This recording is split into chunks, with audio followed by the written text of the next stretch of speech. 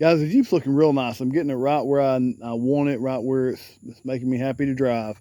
But one thing that will never make you happy on a JK, TJs are bad too, are the headlights. Now, I do like the stock look. Y'all know I like the more understated stock look. I like the tucked in bumper, tucked in wheels, very basic stuff. And I don't like the crazy LED lights that you can buy for aftermarket. I got them on my TJ. I just don't like them. I want the stockest possible look, but these lights are awful. The stock lights, you can't see anything. You might as well be using a flashlight out the side of the Jeep. So to combat that, the only way that I can see to do it is to add LED light bulbs into the stock housings, and then that will not keep a nice stock look. They make some aftermarket ones, but I want the stockest possible look here. So I'm going to use some of these Auxito brand LED lights. These are 908 H13. I don't know what that means, but it's the ones that show for this particular Jeep. You have to watch out with LED lights because Jeep JK specifically have a bad habit of flickering if you just add LED lights without any anti-flicker technology. So let's open these up. Let's see what we got. I've never done LED light bulbs. I've always just done the actual whole LED housings.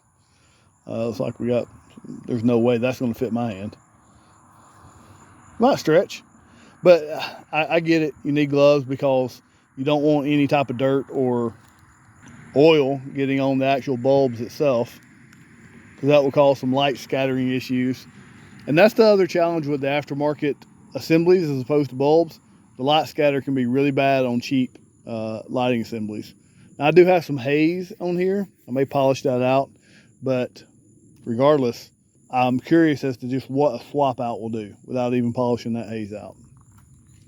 All right, so I do like this. It looks like have standard plugs. That's good. Okay, so this is the anti-flicker I was telling you about. It's a CAN bus ready. That's made out of metal. CAN bus ready light, so it shouldn't flicker.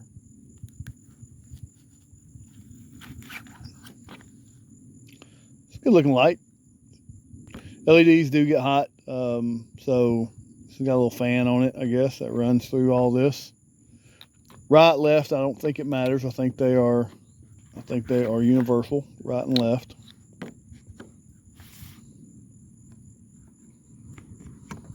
Jeez.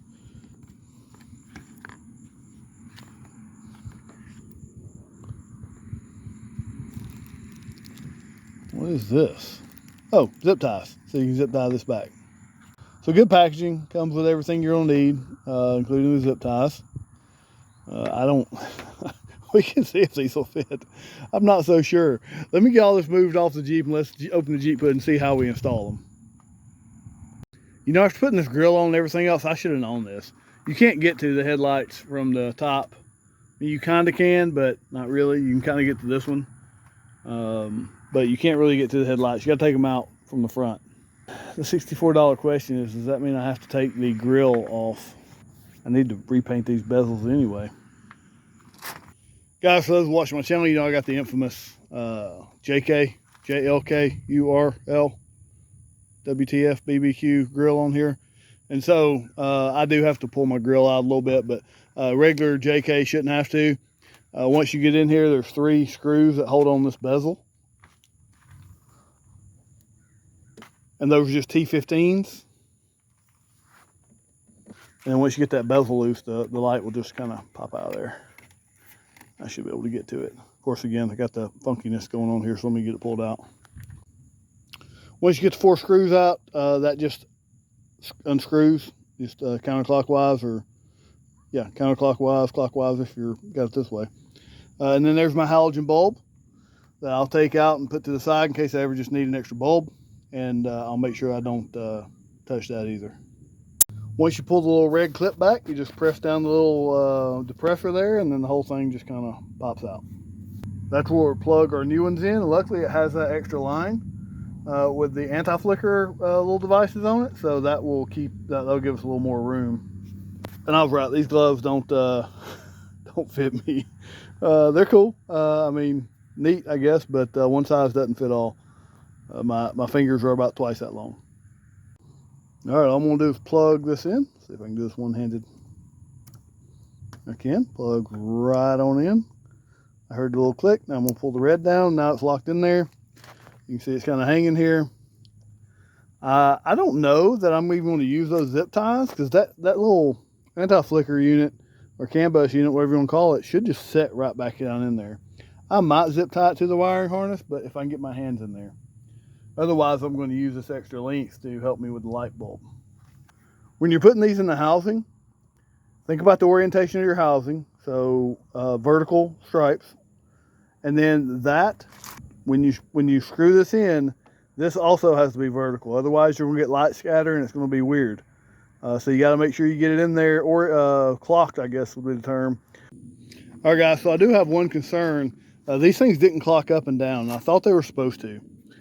Maybe they don't have to. So I think what I'm going to do is, before I install the other one, I'm just going to go ahead and set this up here. And when it gets dark, I'm going to turn it on, and we'll see if it scatters the light. If it scatters the light, then I know that the clocking is an issue. And if it doesn't, then I know that's not an issue with these particular housings. But I do have one of each installed right now. Even though it's daytime, let's turn it on and see what's up. Oh, wow. Okay. So that's super bright white. And that is super yellow. So scatter light or not, that's going to be a ridiculous difference. And I like the fact that this is white. This isn't blue. It's not that weird blue color you see blinding you when it comes down the road. That is very white. Now I'm kind of pumped to see what they look like. I'm just going to go ahead and replace that one too. Cool thing is you can hear the fan. I don't know if it picked that up, but you can hear the little fan rocking in there. All right, so anything's better than those. I'm gonna go ahead and put the other one in. All right, so they are in after getting my JL grill back on my JK. It takes a little bit of doing, but that's not something you'll run into if you just have a regular JK or JL. But completely stock looking now. And man, I hope my camera does that sunset justice. Jeez. When you first turn these on, there is a delay the very first time. I just had them on, so there probably won't be a delay. Oh, there they are. Woo-wee. Man, those are bright. I am on 37, so I'll probably have to move my adjusters and angle them down a little bit, or I'll get flashed. But man, that's an impressive amount of light. I'm gonna angle them down before I start driving, but in a minute we'll turn around and see how they compare to the previous video we took. So this is what stock headlights look like going down my driveway. As you can see, that's not very far. And it's not very widespread. It's awful. Going down the road at speed is almost unbearable. That's brights. So at least it goes a little further, but it is still extremely dim. If you didn't have the lights reflecting off the trunks of those trees, it would be extremely dim. I mean, look at the grass. You can't even see it. All right, fellas, that is what I'm talking about. Holy crap. Is that on high? No, that is low beam. Very wide, and as you can see, all the way to the road. Ooh, nice lightning, which is significantly further than the low beams before. And look how bright and white. Goodness gracious. What do the high beams look like? Whoop, there we go. Wow, like my own football field lights. So way out there, and this is what I like, guys. Look off to the side. There is no light scatter. And by scatter, I mean little remnant pieces of light out to the side. So these are the real deal.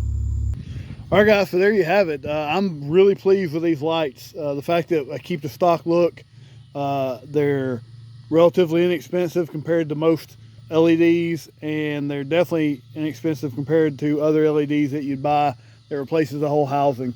I think if I polish my housing, they're going to be even better, because these housings do have some scratches. You might be able to see that. And I'll show you what that looks like after kind of a long-term review, because I'll re-review these after using them, see how many times I get flashed, if I do at all, and after I adjust the angle. But guys, if you want these lights, they're on Amazon. They have their own website. If you check my link in the description below, and there's actually a promo code that you can use to get % off. All that information's in the link in the description of this video. So go check them out. This isn't the first time I've used them. I'm using them because we also put them in a Suburban that Russell has, that you might have seen on the channel a little bit. And I've used some of their side markers before. And so, good company and a quality product for relatively inexpensive price. And these came to me in like 4 days after ordering. So guys, if this gave you another option to use as LEDs, and you found this video useful, then like, share, and subscribe, and I will see you later.